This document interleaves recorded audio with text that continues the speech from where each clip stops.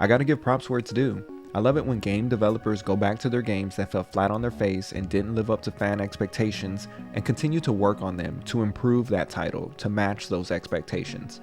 No Man's Sky is probably the best example where Sean Murray and his team originally sold everybody on the idea that it's going to be a game with an expansive universe with endless things to do, but at launch it was just a big empty sandbox. And I mean, let's just be honest here, it's bad enough when traditional sandbox games have nothing inside them, but they managed to do this on the scale of an entire fucking universe. I mean, that's pretty impressive.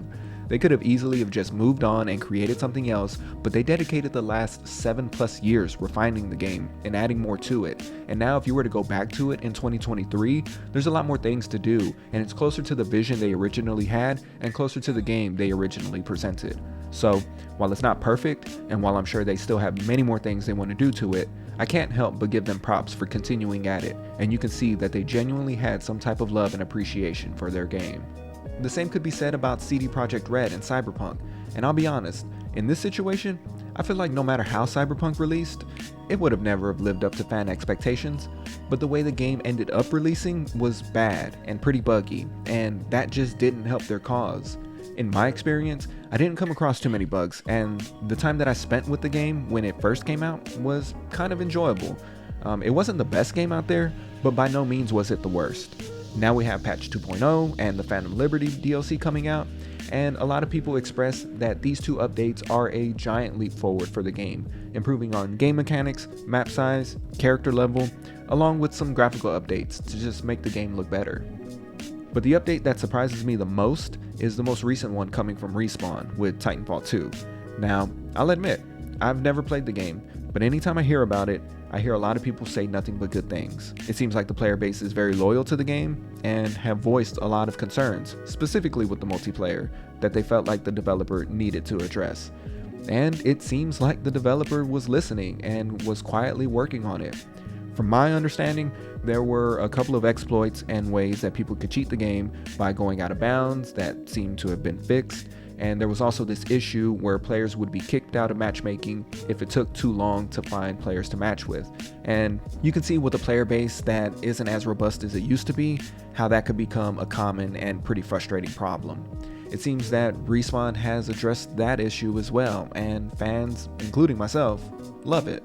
There's also speculation that a release date for Titanfall 3 may have been teased in this most recent season of Apex Legends, and while we're speaking about it, the name of the season is called Resurrection, which now seems to be fitting when you consider the fact that they've been working on fixing the issues in Titanfall 2 and have brought new life to the game.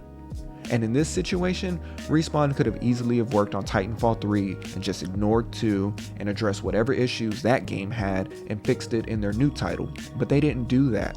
It seems that they're trying to keep good faith with their core audience while giving them hope that a new title of the franchise is on the way and creating hype along the way, which is the right way to go about these things, and I love it.